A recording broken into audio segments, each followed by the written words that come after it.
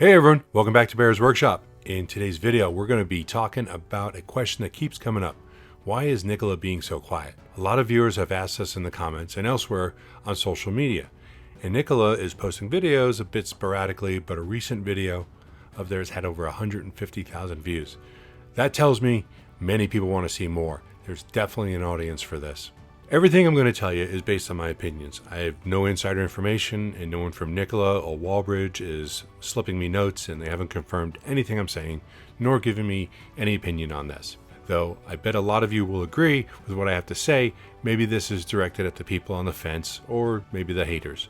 But we all know the haters are going to hate, always. Everyone has haters. Tesla, Nikola, Lucid, all have haters. Dodge guys hate Chevys, Chevy guys hate Dodges. No one hates Ford trucks though. F-350s roll. Even I have haters though. Just ask my ex-wife. So Bear's Workshop, we don't have time to hate people. Nothing productive comes of hate, so haters, listen up to what I have to say. My take on this situation is that with all the issues with Trevor Milton and the pending investigations which Nikola has been fully cooperating with, this is why it's best to keep quiet. I believe most of their investigations are around what Milton has said. Milton and Nikola parted ways in September 2020 for all of the overhyping of products. Then you had the Hindenburg report. So this leaves Nikola in a situation where most of the problems come from over-promising and under-delivering from Milton. By the way, on a side note, I think the Hindenburg people and how they operate is devious and unscrupulous. It's one thing to believe you have information that a company can not do what they are saying and report on it, but it's something else when you have that same information, bet against a company, and then release the reports so that you can make millions. This is complete manipulation of the market for their own gain. It seems this company just releases information to sink companies that they have bet against. They are horrible. Now, Nikola hasn't been dead quiet. They've had press releases. They recently announced an LOI with Total Transportation Services, Inc. Some of the haters may frown on an LOI because it is not a locked-in agreement, but let's be real about this. Tesla has over 1 million orders for the Cybertruck with a $100 deposit, which is fully refundable. Ford has taken over 40,000 reservations for the Lightning with a $100 deposit, which is also fully refundable. These are basically LOIs, but the press is bragging about it like it's something magical. I mean, it is something magical. It's great to have all those pre-orders, but let's not knock the LOIs for one and not the other. I think the LOI with TTSI at a port like this is an awesome place for the Nikola Tre BEV. A lot of people don't grasp how much trucks are used in our normal everyday life. Besides long-haul trucking, there are so many miles put on every day with short hops. At the Los Angeles port, vehicles are constantly running short hops back and forth, moving containers from one location to another. This is an untested concept for a BEV, but it should not have any problem succeeding on this. This is a perfect environment for it. And also to put in perspective how much gas is actually used on something like this, I've got 5 ICE trucks. I spend nearly $2,000 every month on gas to run them, plus ICE vehicle maintenance. Because I have 2 EVs, and I'm aware of the savings I have had, I realized that I could bring that cost down to about $200 a month with the electric rates I pay combined with solar if I had EV trucks. I would expect the same savings from semi-trucks. I think the savings that many manufacturers put out are actually underrated when you combine it with solar. Did I mention the maintenance? Yeah, I did, but we won't dig deep into that. But maintenance on diesel trucks is redonkulous. I have had a few and love their ability to tow and haul, but maintaining them is throwing money away. So that's just the economics of it. Then you have the carbon savings, which will go down to 0. And I mean 0, not a zilch, nothing.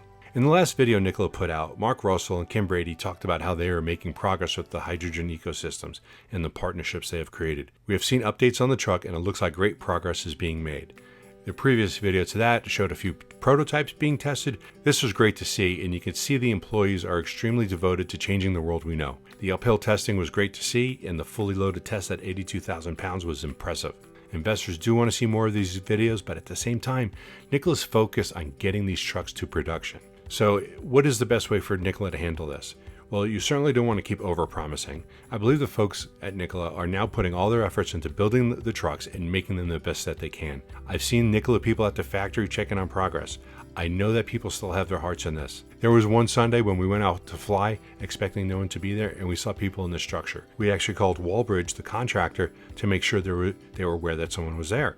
It turned out it was a Nikola employee who was there to check on the progress of the construction. I'm not going to say who it was or what they were doing, but it tells me that they care about this project moving forward. I spoke with this person for a good 10 minutes, and I can tell you this person was very passionate about what they're doing and the progress they have made on the trade. They wouldn't have driven all the way down there if they didn't. Wallbirds confirmed that this person goes down all the time to check on the progress of the construction. You don't do that if you're just waiting for your shares to unlock. And I firmly believe there will be trucks rolling out of the Coolidge factory in the next few months. So why don't they comment? Well, lawyers and PR. With a history of Milton saying too much, the best path is to narrow your focus to what can be done in the short term. And that is with the BEV and the FCEV semi-trucks. Forget about the side-by-side, the jet skis, the pickup truck, and so on.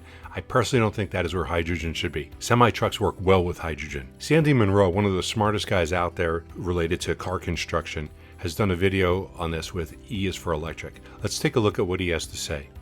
I believe, first off, that hydrogen is probably not the fuel that I would pick for a car, but if I want to have a semi, if I want to have a VTOL, or I want to have an airplane, I think that hydrogen is a perfect application. I don't think it's good for cars simply because I think that the battery technology is going to be perfect coming up in the very near future. Even if you just look at the 4680 cells right now, I think that they're going to have a long, long future, and they bring the price down, they bring the cost down, they bring the power density up. Everything about them, to me, is a good idea for a car. But for a truck that has to go up and down hill and carry a load and on, it doesn't strike me as being the right thing to do. So Elon has his opinion, I have my opinion, and they're not the same opinion. He thinks that he's going to make a truck. I think by the time you put all the batteries you're going to need for that truck, it's going to be too damned heavy, and you won't have any room for payload. And trucks want to be as light as they possibly can so they can, because when they drive in, it's not what's your load weigh, it's what does the truck weigh. And truckers want to have nice, light equipment, safe but light, as light as they can get it, so they can put more onto their truck. And I don't think that's going to work with batteries. But with fuel cells and hydrogen power, I can see taking a great big coupler, pulling out the old, the used or empty hydrogen canisters, shifting over like you would in basically a machine gun. You know, you pull the spent rounds out and then pop in a new bank. The inside of the truck would grab them, pull them in, lock them all down, you close the door, and away you go. And it's faster now than refueling, refueling a truck. And I think that that is a really good idea. That's the right way to go. So you can see here that Monroe thinks that the future for hydrogen is long-haul heavy shipping. I love the idea about changing out canisters. That would make refueling as simple as ejecting the spent canisters and placing in new ones. But even without that, a hydrogen infrastructure setup will work. Just think of the major trucking hubs that have hundreds of trucks that are rolling in and out. At the very least, you put a hydrogen station there, but maybe you put a mini hydrogen generating station there also. These hubs, whether they're for semis or small trucks or even taxis, often have fueling stations on site. That way they can just refuel on site. Very common thing. Well, they can't pull oil out of the ground and turn it into fuel, so the fuel has to be shipped in, which obviously has its own expenses in doing that. But you can make hydrogen with water and electricity, so a mini hydrogen generating station on site might be another solution. So that's a thought. Initial costs would be high, but ROI shouldn't take too long. So right now the best strategy is to keep quiet. Don't say anything that can cause future troubles. The lawyers probably go through every PR release to make sure no one says anything that can get them into trouble. The site plans have changed since Milton left. Probably got rid of some frivolous things that weren't needed. I wouldn't be surprised if he wanted a lap pool in his office. It's a good strategy at this point. There's nothing that can be said to make the allegations against Milton go away, so saying anything can only make things worse. Work on the truck, produce the truck that was promised, and then continue on from there. That is the one thing that can make the allegations go away. I think it's a smart strategy and the best way to go. In the next few months, we'll start to see vehicles produced, and I think we will hear more from Nikola. We here at Bear's Workshop can't wait to see that first truck rolling out. What do you guys think? Is this the best strategy? Let me know in the comments. Thanks for watching. If you like this video, please hit the like button. If you want to see more content like this in the future, please hit the subscribe button. And don't forget to check out our Patreon account down below.